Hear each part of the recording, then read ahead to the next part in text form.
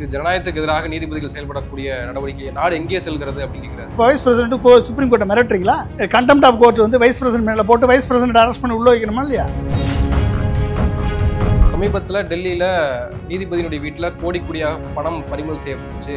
அதன் மீது என்ன வழக்கு பதிவு செய்யப்பட்டு நடவடிக்கை என்ன எடுக்கப்பட்டிருக்கு? ஏன் ஜெகதீப் தங்கருக்கு ஒரு ஃபோன் அடிச்சு அமித்ஷாட்ட ஃபோன் அடிச்சு ஏன் அரெஸ்ட் பண்ணலன்னு கேட்க வேண்டியதானே? கேட்கறதுக்கு உங்களுக்கு இது முதுகெலும் இல்லையா உங்களுக்கு ஜெகதீப் தங்கருக்கு? அப்போ நீங்கள் உங்களுக்கு சாதகமான தீர்ப்பு வந்தால் சுப்ரீம் கோர்ட் வந்து சொல்கிறது அதான் சட்டம், அதான் வந்து சாங்க்டிட்டின்னு சொல்லுவீங்க. உங்களுக்கு எதிராக தீர்ப்பு வந்தால் சுப்ரீம் கோர்ட் வந்து சூப்பர் பார்லிமெண்ட்டாக செயல்படுதுன்னு சுப்ரீம் கோர்ட்டை கிரிட்டிசைஸ் பண்ணுவீங்க. குடியரசுத் தலைவருக்கே உத்தரவு போடுறது நீங்கள் யார் என்ன உத்தரவு போடலான்றதுக்கு கான்ஸ்டிடியூஷன் ப்ரொவிஷன் கொடுத்துருக்கு. எங்கே கொடுத்துருக்கு? விமர்சனங்களுக்கு அப்பாற்பட்டவர்கள் தான் இந்த குடியரசுத் தலைவரும் கவர்னர்களும். யார் சொன்னது? என்ன விமர்சனத்துக்கு அப்பாற்பட்டவர்கள்? தப்பு செஞ்சால் நடவடிக்கை உண்டு. அது அதனால தான் அது அணு ஆயுத ஏவுகணைன்றாங்க. அதுதான் அவங்களால தாங்க முடியல. இந்திய அரசியல் சாசன சட்டம் தெளிவாக வகுத்தெடுத்த 142 நீ தைரியமான ஆம்பளைனா கேன்சல் பண்ணி பாரு.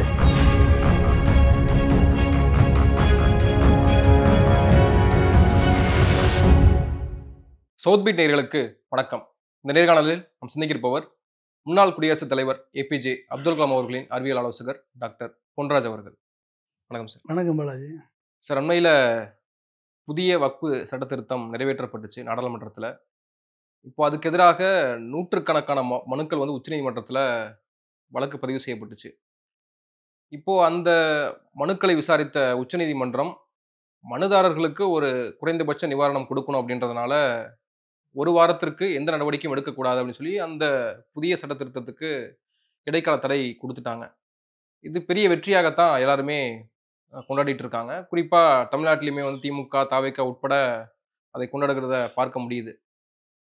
ஆனால் இப்போ பாஜகவினர், குறிப்பாக துணை குடியரசுத் தலைவர் ஜெகதீப் தன்கர் என்ன சொல்றாருன்னா, இந்த தீர்ப்பு அப்படின்றது ஜனநாயகத்திற்கு எதிராக நீதிபதிகளே செயல்படுறாங்களோ அப்படின்ற ஒரு கேள்வி எழுப்பப்படுது. ஆர்டிகிள் 142 அப்படின்றது ஒரு அணு ஆயுதமாக பயன்படுத்தப்படுது. நாங்கள் நாடாளுமன்றத்தில் ஒரு சட்டத்தை நிறைவேற்றி கொண்டு வந்தால் அதை எப்படி நீங்கள் நிறுத்தி வைக்க முடியும் அப்படின்ற கேள்வி எழுப்புறாரு. நீங்கள் எப்படி அதை பார்க்குறீங்க?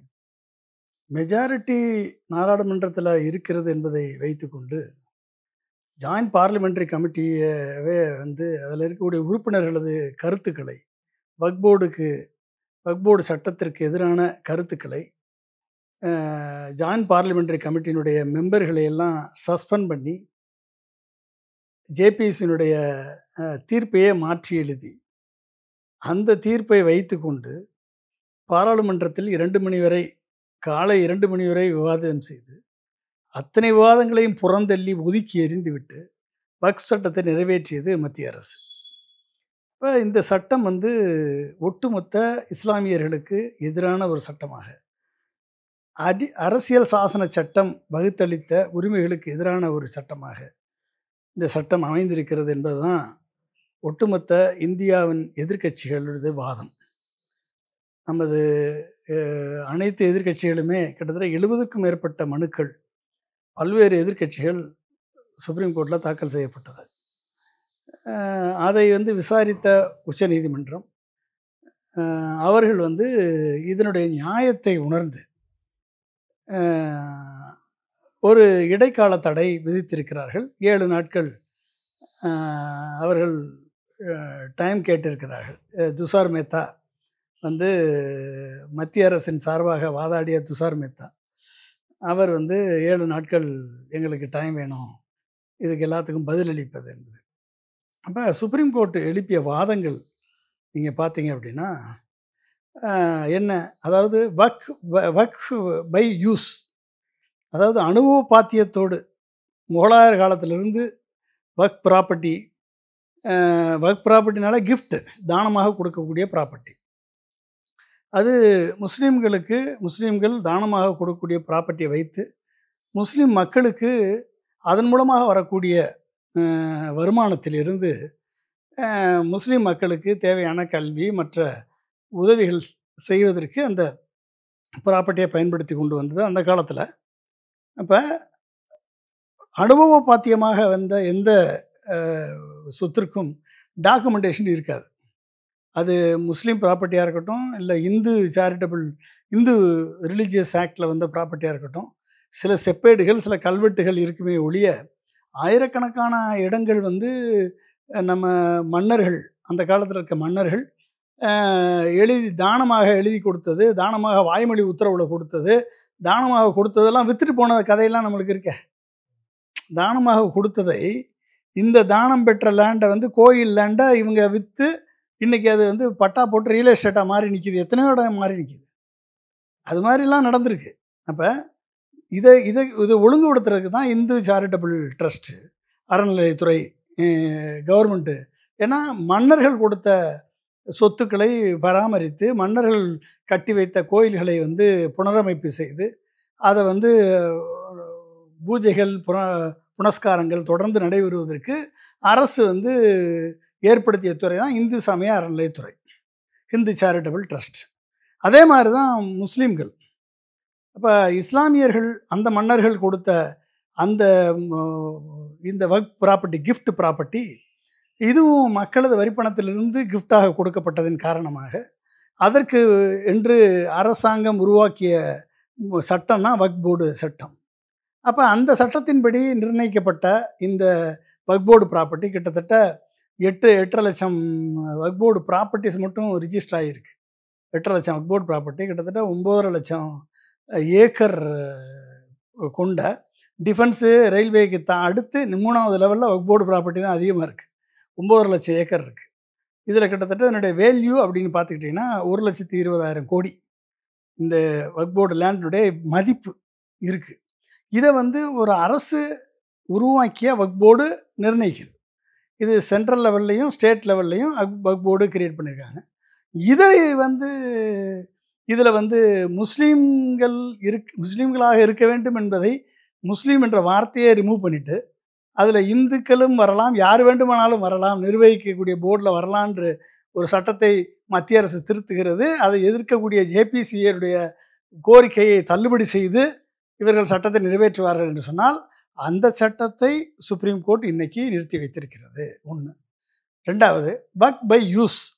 அப்போ அனுபவ பாத்தியத்தில் இதுவரைக்கும் வந்த அந்த வக்ஃப் பை யூஸுக்கு நீங்கள் வக்ஃப் பை டாக்குமெண்ட்டுன்னு மாற்றிட்டாங்க. இந்த புது சட்டத்தில் வக்ஃப் பை யூஸுக்கு பதிலாக வக்ஃப் பை டாக்குமெண்ட்டுன்னு மாற்றிருக்காங்க. இப்போ அந்த டாக்குமெண்ட்டுன்னா எங்கே போவாங்க? டாக்குமெண்ட்டுக்கு முகலாயர் காலத்தில், அந்த காலத்தில் கொடுத்ததுக்கு டாக்குமெண்ட் எங்கே இருக்குது? 300 ஆண்டு காலத்துக்கு முன்னாடி கொடுத்ததுக்கு டாக்குமெண்ட் எங்கே இருக்கும்? அப்போ அவங்க அனுபவ பாத்தியமாக யூஸ் பண்ணி வர்றதெல்லாம் இப்போ கையகப்படுத்துவதற்காக, அதையெல்லாம் அபகரிப்பதற்காக, இஸ்லாமியர்களிடமிருந்து அபகரிப்பதற்காக இந்த சட்டம் கொண்டு வரப்பட்டிருக்கிறது. 2வது, இதையும் சுப்ரீம் கோர்ட்டினுடைய உத்தரவு நிறுத்தி வைத்திருக்கிறது. 2. 3வது கலெக்டர்ஸ்.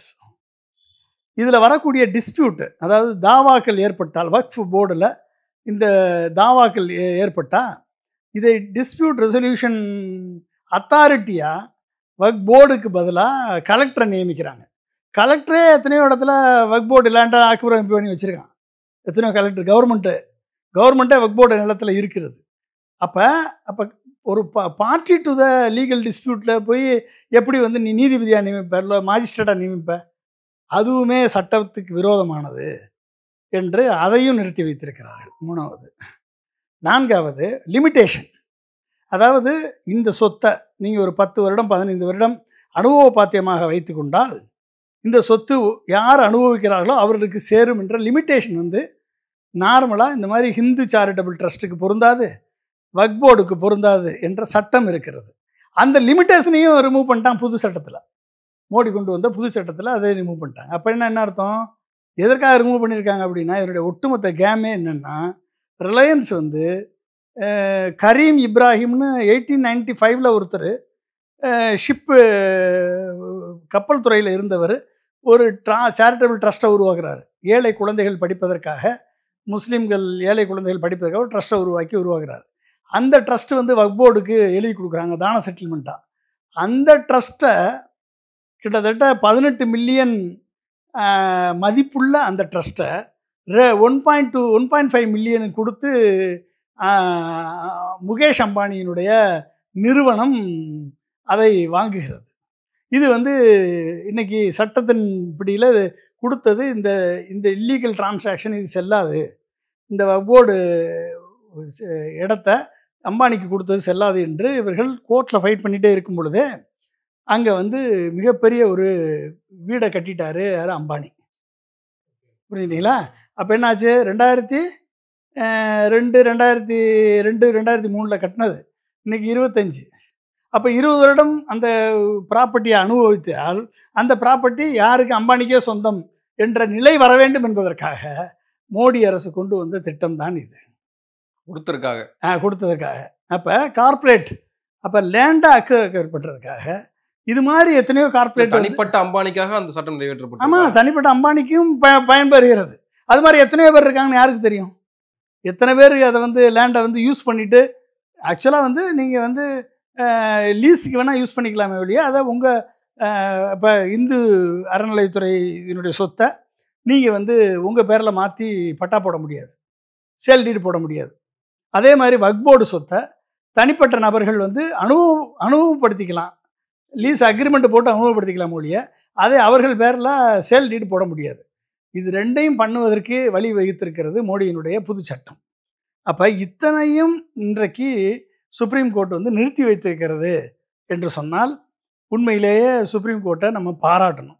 சில நேரங்களில் இப்படி வந்து சுப்ரீம் கோர்ட் வந்து நியாயத்தின் பால் நிற்கிறது. இதுலேயுமே வந்து இடைக்கால நிவாரணம் தான், அதாவது இன்னும் இறுதி முடிவு எடுக்கப்படலை அப்படின்றதையும் நம்ம பார்க்குறோம். ஆனால் அதுக்குள்ளேவே வந்து ஜெகதீப் தங்கர் வந்து சொல்கிறாரு, இது ஜனநாயகத்துக்கு எதிராக நீதிபதிகள் செயல்படக்கூடிய நடவடிக்கை, நாடு எங்கே செல்கிறது அப்படின்னு கேட்குறாரு. வைஸ் பிரசிடென்ட் இப்போ மிரட்டிட்டார். அப்போ வைஸ் பிரசிடென்ட் வந்து பார்லிமெண்ட்டில் ஒரு வைஸ் பிரசிடெண்ட்டாக இருந்து ராஜ்யசபாவை வழிநடத்தக்கூடிய ஒரு தலைவராக இருக்கக்கூடிய ஜெகதீப் தங்கர் இன்றைக்கு சுப்ரீம் கோர்ட்டை மிரட்டுறார்.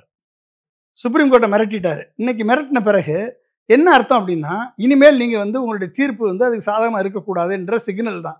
இருந்தால் உங்கள் மீது நடவடிக்கை எடுப்போம் அப்படின்ற சிக்னலை கொடுத்துருக்காரு அவர். இல்லை, நீதிபதிகள் வந்து நல்லவர்களான்ற ஒரு கேள்வியும் அதில் வருது. என்னன்னா, குறிப்பாக அவர் ஒரு கேள்வி கேட்குறாரு, சமீபத்தில் டெல்லியில் நீதிபதியினுடைய வீட்டில் கோடியாக பணம் பறிமுதல் செய்யப்பட்டுச்சு, அதன் மீது என்ன வழக்கு பதிவு செய்யப்பட்டு நடவடிக்கை என்ன எடுக்கப்பட்டிருக்கு, நீங்கள் மட்டும் நீங்களே ஒரு குழு அமைத்து அது விசாரணைக்கிறீங்களே, அது எந்த சட்டத்தின் அடிப்படையில் நடக்குது அப்படின்னு கேட்குறாரு. ஜெகதீப் தங்கர் யாருக்காக எந்த கட்சியில் இருக்காரோ அந்த கட்சி தான் மத்தியில் ஆட்சியில் இருக்குது, பிஜேபி.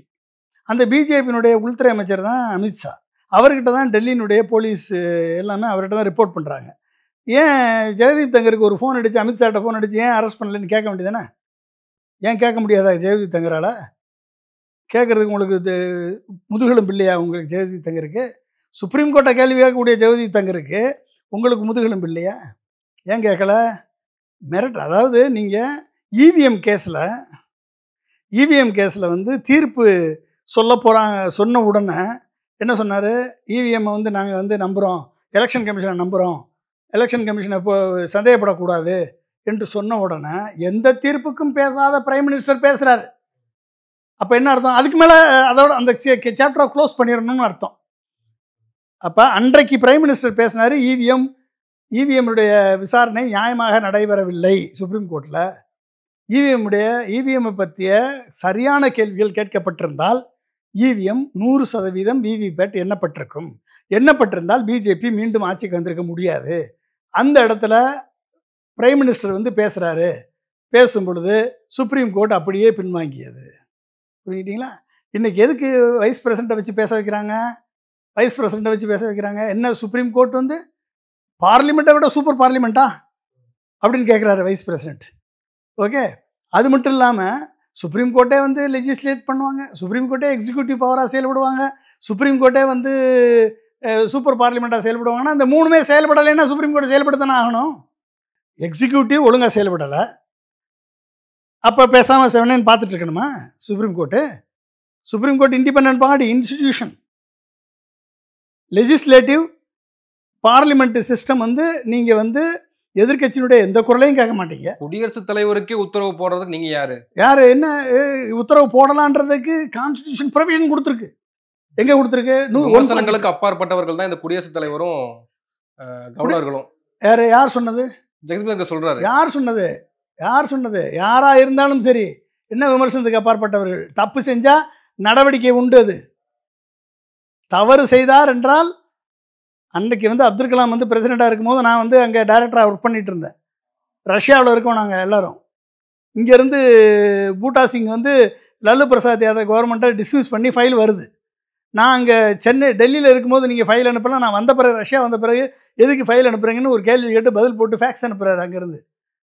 இல்லை அது உடனே நாங்கள் பண்ணணும்னு திரும்பி ஒரு பதில் வருது. ஏன் இதை பண்ணுறீங்க அப்படின்னு இன்னொரு கேள்வி கேட்டு இன்னொரு ஃபைல் பண்ணுறாரு அப்துல் கலாம். நைட்டு நாங்கள் இந்த டிரான்சாக்ஷனில் we are witnessing that night. அப்போ அதை கேட்டு அனுப்புகிறாரு. உடனே மன்மோகன் சிங் இங்கேருந்து பதில் போடுறாரு, இது வந்து எக்ஸ்ட்ராடினரி சர்க்கம்ஸ்டன்சஸில் நாங்கள் டிஸ்மிஸ் பண்ண வேண்டிய சூழல் இருக்குது அப்படின்னு ரீசன் எக்ஸ்பிளைன் பண்ணி பதில் போடுறாரு. அதுக்கப்புறம் இன்னொரு மெசேஜ் அனுப்புகிறாரு அப்துல் கலாம், நீங்கள் வந்து அப்போ சரியான ஆலோசகர்கள் யாரை நியமிக்க போகிறீங்கன்னு கேட்குறாரு. அப்போ நாங்கள் இவங்கள தான் ஆலோசகரை நியமிக்க போகிறோம்னு திரும்பி ஒன்று அனுப்புகிறாங்க. இது நார்மல் சர்க்கம்ஸ்டன்ஸில் டெல்லியில் இருந்திருந்தாருன்னா, ராஷ்டிரபதியில் இருந்ததுன்னா ஒரு ஓட்டம் தான் இந்த கேள்வி கேட்டிருக்க முடியும். ஒரே ஒரு ஓட்டம் தான் இந்த ஃபைலை திருப்பி அனுப்பியிருக்க முடியும். ஆனால் 6 முறை கேள்வி கேட்டு 6 முறை பதிலை பெற்ற பின்பு தான் அப்துல் கலாம் கையெழுத்து போட்டார். அந்த நேரத்தில் சுப்ரீம் கோர்ட் வந்து இது சட்டப்படி தவறு, பிரசிடென்ட் அதை ஏற்றுக்கொண்டிருக்க கூடாது என்று சொன்னவுடன் ராஜினாமா பண்ணுவேன் என்று ஒரே காலில் நின்னார். எல்லாரும் சொன்னாங்க, நீங்கள் you exercise your power, you use the digital governance, governance. ஒரு முறைக்கு பதிலாக 6 முறை கேள்வி கேட்டிருக்கீங்க நீங்கள். இது நார்மல் சர்க்கம்ஸ்டன்ஸில் நடந்திருக்காது.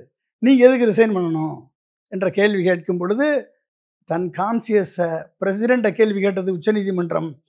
அதற்கு அடிபணிந்து நான் ரிசைன் பண்ணுறேன், ரிசைனேஷன் லெட்டரை எழுதி டைப் பண்ணி கொடுத்ததே நான் தான். டைப் பண்ணி வச்சு ரெடி பண்ணிவிட்டு நைட்டு போய் வீட்டில் போய் பெட்டி படிக்க கட்டுங்க, நாளை காலைல வி ஆர் லீவிங் என்று சொல்லிட்டார்.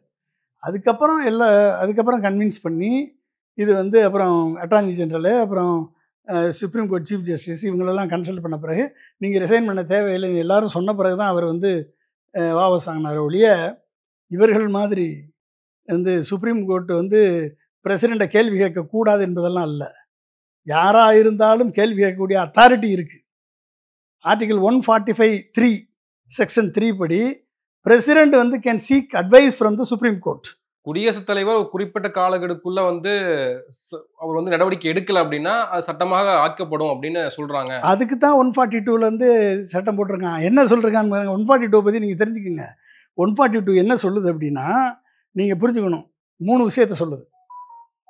கம்ப்ளீட் ஜஸ்டிஸ் 142 மூலமாக ஒரு சுப்ரீம் கோர்ட் வந்து தலையிட்டு கொடுக்கலாம் அப்படின்னு சொல்லுது. பவர் என்ன, ரெண்டாவது பைண்டிங் நேச்சர், மூணாவது வைடு டிஸ்கிரிஷன். சரிங்களா?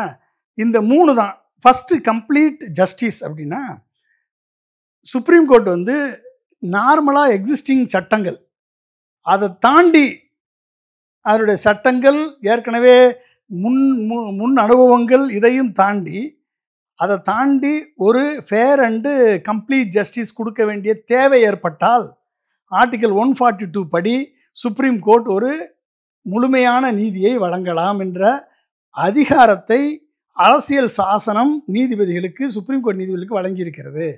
இதைத்தான் சுப்ரீம் கோர்ட் நீதிபதிகள் எக்ஸசைஸ் பண்ணியிருக்காங்க. 1. ரெண்டாவது, இது வந்து எக்ஸிஸ்டிங் லாவை வந்து ஓவர் ரைட் பண்ணும் இன் ஸ்பெசிஃபிக் ஏரியாவில், ஸ்பெசிஃபிக் கேசஸில்.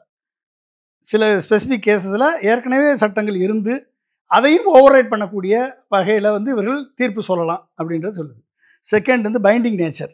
இந்த தீர்ப்பு ஆர்டிகல் 142 கீழே சொல்லக்கூடிய தீர்ப்பு எல்லா அத்தாரிட்டியும் பைண்ட் பண்ணும். Binding on all authorities including the கவர்மெண்ட்னா இன்க்ளூடிங் த பிரசிடென்ட். புரியுதா? President is the head of the state. கவர்மெண்ட்னா என்னது? Including the president and lower courts and across India முழுமைக்கும் இந்த சட்டம் பைண்ட் பண்ணும். Second nature. Third, wide discretion. இங்கே தான் நீங்கள் நல்லா புரிஞ்சுக்கணும். இந்த இடம் தான் முக்கியமான வைடு டிஸ்கிரிஷன். அப்போ இது என்னது? Court can fill legal வேக்கும். எங்கெல்லாம் சட்டத்தில் வெற்றிடம் ஏற்பட்டிருக்கிறதோ, எங்கெல்லாம் வந்து எக்ஸிஸ்டிங் ப்ரொசீஜரை மாடிஃபை பண்ண வேண்டிய தேவை இருக்கிறதோ, எப்போ தேவை வரும், எங்கே வெற்றிடம் ஏற்படும், சட்டத்தில் வெற்றிடம் எப்போ ஏற்படும் அப்படின்னா, especially in the areas where the law is silent or inadequate. அப்படின்னா என்ன அர்த்தம்? as early as possible நீ அசன்ட் கொடுக்கணும்னு சொன்னால் ஆஸ் லேட்டஸ்ட் பாசிபிள்னு நீ இன்டர்பிரட் பண்ணேன்னா ஒரு கவர்னரு அங்கே வந்து 142 இன்வோக் பண்ணுவான். பண்ணிட்டாங்க. ஆஸ் சூன் அஸ் பாசிபிள் வந்து நீ ஆஸ் லேட்டஸ்ட் பாசிபிள்னு நீ இன்டர்பிரட் பண்ணி நீ வந்து தேர்ந்தெடுக்கப்பட்ட மாநில அரசாங்கங்கள் இயற்றக்கூடிய மசோதாக்களை கிடப்பில் போட முடியும், பெர்மனண்டாக கிடப்பில் போட முடியும். கவர்னர் நினைச்சா ஷெல்ஃபில் போட்டால் அது செத்துவிட்டது என்ற அர்த்தம் என்று ஒரு கவர்னர் சொல்வார் என்று சொன்னால் ஆர்டிகல் 142 மூலமாக உன் தலையில் கொட்ட முடியும் என்பதை சட்டத்தின் அரசியல் சாசன சட்டம் வகுத்து கொடுத்த அதிகாரத்தின்படி சுப்ரீம் கோர்ட் நிரூபித்திருக்கிறது. அதனாலதான் அது அணு ஆயுத ஏவுகணைன்றாங்களா? அதுதான் அவங்களால தாங்க முடியல. அப்ப நீ மாத்து, இந்த ஆர்டிகல் 142 மாற்ற முடியுமா? Basic structure of the constitution நீ மாற்ற முடியாது. கேசவ பாரதி கேஸில் தெளிவான தீர்ப்பு இருக்கு. இந்த சட்டத்தை நீ மாற்றிட முடியுமா? அப்ப என்ன அர்த்தம்? நீ கவர்னரா செயல்படலை, நீ சூப்பர் சீஃப் மினிஸ்டரா நீ செயல்பட்டுக்கிட்டு நீ தேர்ந்தெடுக்கப்பட்ட சட்டமன்றத்தினுடைய மசோதாக்களை எல்லாம் தள்ளிட்டு குப்புற தள்ளிட்டு தேர்ந்தெடுக்கப்பட்ட சட்டமன்றம் எழுதி கொடுக்குற உரையை நான் படிக்க மாட்டேன், நான் என் இஷ்டத்துக்கு தான் பேசுவேன், நான் என் இஷ்டத்துக்கு தான் படிப்பேன்னு சொல்லிட்டு வாக் அவுட் பண்ணிட்டு போவேன். உன்னை பார்த்துக்கிட்டே உட்காந்துருப்பானா? பார்த்துட்டே உட்காந்துருப்பாங்களா? அப்போ ஒரு கவர்னர் ஒரு சூப்பர் சீஃப் மினிஸ்டராக செயல்படலாம், ஒரு கவர்னர் சூப்பர் சட்டமன்றமாக செயல்படலாம், ஒரு கவர்னர் ஏதாச்சிகாரமாக செயல்பட்டு மக்களால் தேர்ந்தெடுக்கப்பட்ட அரசை செயல்பட விடாமல் 3 ஆண்டுகள் தடுக்கலாம் என்ற நிலையை பிஜேபியினுடைய அரசாங்கம் உருவாக்கும் என்று சொன்னால், அதை ரெப்ரசன்ட் பண்ணக்கூடிய வைஸ் பிரசிடென்ட் அதற்கு வக்காலத்து வாங்குவார் என்று சொன்னால், இந்திய அரசியல் சாசன சட்டம் தெளிவாக வகுத்தளித்த 142 நீ தைரியமான ஆம்பளைனா கேன்சல் பண்ணி பாரு, கேன்சல் பண்ணு. அரசியல் சாசன சட்டத்தை உனக்கு தான் பவர் இருக்குல்ல, உனக்கு தான் அதிகாரம் இருக்குல்ல, நீ கேன்சல் பண்ண முடியுமா? உன்னால பேசிக் ஸ்ட்ரக்சர் ஆஃப் த கான்ஸ்டியூஷனை மாற்ற முடியுமா? இது இங்கே மட்டுமா இருக்கு? இங்கே மட்டும் இல்லை, இந்த 142 மாதிரி சிமிலர் இது வந்து ஒவ்வொரு கேஸ்லையும் யூஸ் பண்ணியிருக்காங்க. அன்னைக்கெல்லாம் வாயை மூடிட்டு இருந்தேன். எப்படி மூடிட்டு இருந்தீங்க அன்னைக்கு? இதே 142 பாபர் மஸ்ஜித் ராம் ஜென்மபூமி கேஸு 2019 தீர்ப்பு வரும் பொழுது 5 ஏக்கர் லேண்டை வந்து சன்னி வக்ஃப் போர்டுக்கு அலாட் பண்ணிச்சு, காம்பன்சேட்டரி மெஷராக கொடுத்தாங்க. இதே ஆர்டிகல் 142 யூஸ் பண்ணி. ஏன் அன்னைக்கு நீ ஏன் பேசலை? நீ அப்படிலாம் கொடுக்கக்கூடாதுன்னு ஏன் சொல்லலை? ஏன்னா உனக்கு பாபரி மஸ்ஜிதை இடித்து ராமர் கோயில் நீ கட்டணும். அப்போ அன்னைக்கு நீ ஒத்துக்கிட்டு ஏன் போனா நீ? ரெண்டாவது போபால் கேஸ் ட்ராஜடி 1989 நடந்தது. கிட்டத்தட்ட 400+ மில்லியன் காம்பன்சேஷன் கொடுக்கணும்னு சொல்லி கோர்ட் வந்து ஆர்டர் பண்ணிச்சு செட்டில்மெண்ட்டு. அதுவும் ஆர்டிகல் 142 பயன்படுத்தி தான் சொன்னாங்க. ஏன் அன்னைக்கு வாயை மூடிட்டு மௌனமாக இருந்தீங்க? அடுத்து environmental and social justice cases often invoked environmental pollution control, forest conservation and human rights, இதுக்கு 142 பயன்படுத்தி கேஸு கொடுத்துருக்காங்க. அப்போ எக்ஸ்ட்ராடினரி சர்க்கம்ஸ்டன்சஸில் தான் இந்த ஆர்டிகல் 142 இன்வோக் பண்ணுவாங்க. அப்போ அப்படிப்பட்ட எக்ஸ்ட்ராடினரி சுச்சுவேஷனை கிரியேட் பண்ணது யார்? Home minister Amit Shah. அப்படிப்பட்ட எக்ஸ்ட்ராடினரி சுச்சுவேஷனை கிரியேட் பண்ணக்கூடிய ஒரு டூலாக செயல்பட்டது யார்? RSS Ravi, governor, Tamil Nadu governor RN Ravi. அப்போ நீங்கள் வந்து இதெல்லாம் நீங்கள் வந்து பண்ணுவீங்க. இதுக்கு நீங்கள் வக்காலத்து வாங்குறதுக்கு நீங்கள் வந்து ஒரு வைஸ் பிரசிடென்ட் தேவையா? அப்போ வைஸ் பிரசிடென்ட்டு சுப்ரீம் கோர்ட்டை மிரட்டுறீங்களா? இப்போ சுப்ரீம் கோர்ட் வந்து கோர்ட் அவமதிப்பு கண்டெம்ட் ஆஃப் கோர்ட் வந்து வைஸ் பிரசிடென்ட் மேலே போட்டு வைஸ் பிரசிடென்ட் அரெஸ்ட் பண்ணி உள்ளே வைக்கணுமா இல்லையா? என்ன பெரிய வைஸ் பிரசிடென்ட் ஒன்றும் செய்ய முடியாதா? உங்களை பிரசிடென்ட் மேலேயே வந்து சட்டப்படி பார்லிமெண்ட் வந்து கேன் இன்வோக் இது பண்ணலாம், நடவடிக்கை எடுக்கலாம் பார்லிமெண்ட் நினைச்சா. வைஸ் பிரசிடென்ட் என்ன பெரிய கொக்கா? நீ வந்து கண்டெம்ட் ஆஃப் கோர்ட், நீ வந்து சுப்ரீம் கோர்ட்டை மிரட்டுற அப்படின்னு ஒரு கேஸை போட்டு சட்டப்படி நடவடிக்கை எடுக்கிறதுக்கு உன் மேலே வந்து ஒரு தீர்மானத்தை கொண்டாடுறதுக்கு முடியாதா? தீர்மானத்தை எதிர்க்கட்சிகள் கொண்டாடணும். வைஸ் பிரசிடென்ட் மேலே நம்பிக்கையில்லா தீர்மானத்தை கொண்டு வந்து விவாதம் செய்து இவரை வந்து நீக்குவதற்கு எதிர்க்கட்சிகள் முயற்சி எடுக்கணும். அப்போ நீங்கள் வந்து உங்கள் இஷ்டத்துக்கு நீங்கள் பண்ணுவீங்க. இது மட்டும் இது இந்தியாவில் மட்டும் கிடையாது, இது பல்வேறு நாடுகளில் இந்த 142க்கு ஈக்குவலண்ட்டான சட்டங்கள் அமலில் இருக்கிறது. அமெரிக்காவில் வந்து ஈக்குவலண்ட் ப்ரொவிஷன், அமெரிக்காவில் equity jurisdiction of federal courts, இது வந்து article US courts have equivalent equitable powers but more constrained by written law அமெரிக்காவில். அடுத்து UK doctrine of equity in common law அப்படின்னு 142 ஈக்குவலண்டாக ஒரு சட்டம் இருக்குது. அடுத்து Canada section 24 of the Canadian character of rights and freedoms, இது செக்ஷன் 142 ஈக்குவலன்ற சட்டம். சவுத் ஆஃப்ரிக்காவில் செக்ஷன் 172 ஆஃப் கான்ஸ்டிடியூஷன். இத்தனை கண்ட்ரி ஃபாலோ பண்ணிட்டு வரான். நீ இந்தியா எவனா பல்வேறு கண்ட்ரியில் இருந்தக்கூடிய பிரசிடென்ட்ஸ்லாம் எடுத்து தான் இந்தியாவுடைய கான்ஸ்டிடியூஷன் உருவாக்கப்பட்டது. நீ அது basic structure of the constitution. அது மட்டும் இல்லைன்னா இன்றைக்கு நீங்கள் வச்சதான் சட்டம், நீ யாரை வேணாலும் பண்ணலாம். எலக்ட்ரல் பாண்ட்ஸில் வந்து இது மிகப்பெரிய ஊழல் பண்ணியிருக்கிறது பிஜேபி கவர்மெண்ட்டு. எலக்ட்ரல் பாண்ட்ஸே வந்து ஒரு மிகப்பெரிய ஸ்கேம் என்று சுப்ரீம் கோர்ட் தீர்ப்பளிச்சிச்சுல, அந்த தீர்ப்பை வந்து விசாரணைக்கு கொண்டு போச்சா சுப்ரீம் கோர்ட்டு? ஏன் விசாரணைக்கு போகல? 2G கேஸை வந்து டே டு டே விசாரணையை வந்து மானிட்டர் பண்ணுவேன்னு சொன்ன சுப்ரீம் கோர்ட்டு, பிஜேபிக்கு ஆதரவாக இருந்த சுப்ரீம் கோர்ட்டு 2G கேஸில் அன்றைக்கு ராஜாவும் கனிமொழியும் ஆஜராகி நிரபராதிகள் என்று வெளியே வந்துட்டாங்க அவங்க. ஏன் அதே செயலை வந்து பிஜேபியும் பிஜேபி தலைவரையும் மோடியையும் விசாரணை கமிஷனுக்கு உட்படுத்தலை சுப்ரீம் கோர்ட்டு? அப்போ சுப்ரீம் கோர்ட்டை நம்ம கிரிட்டிசைஸ் பண்ணலாமா? ஜெகதீப் தங்கர் பண்ணால் கிரிட்டிசைஸ் பண்ணால் சுப்ரீம் கோர்ட் அமைதியாக இருக்கும் என்று சொன்னால் நம்ம கிரிட்டிசைஸ் பண்ணலாமா? ஏன் இவிஎம்மில் வந்து சரியான நடவடிக்கை எடுக்கலை? ஏன் 100% விவிபேட்டை வந்து இம்ப்ளிமெண்ட் பண்ணலை? ஏன் ஒழுங்காக கேள்வி கேட்கல நீங்கள் அப்படின்னு நம்ம கேட்கலாமா? அப்போ நீங்கள் உங்களுக்கு சாதகமான தீர்ப்பு வந்தால் சுப்ரீம் கோர்ட் வந்து சொல்கிறது அதான் சட்டம், அதான் வந்து சாங்க்டிட்டின்னு சொல்லுவீங்க. உங்களுக்கு எதிராக தீர்ப்பு வந்தால் சுப்ரீம் கோர்ட் வந்து சூப்பர் பார்லிமெண்ட்டாக செயல்படுதுன்னு சுப்ரீம் கோர்ட்டை கிரிட்டிசைஸ் பண்ணுவீங்க. என்ன சார் அர்த்தம்? இந்த வக்ஃபு சட்டத்தை வந்து நம்ம ஆல் ஓவர் இந்தியாவை ஒரு இவ்வளோ முக்கியமான நடவடிக்கையை ஒரு தீர்ப்பை வந்து உச்சநீதிமன்றம் கொடுத்துருக்கு நம்ம பார்க்குறோம்.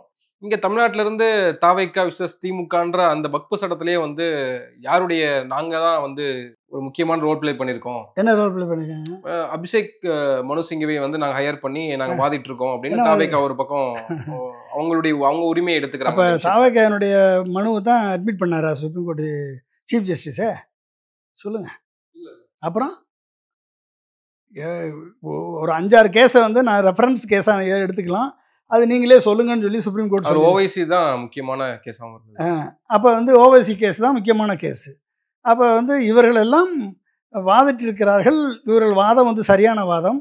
இதை வந்து தாவேக்கா முன்னெடுத்திருக்குன்னா தாவேக்காவை நம்ம பாராட்டலாம், அது வந்து குற்றம் சொல்லலை.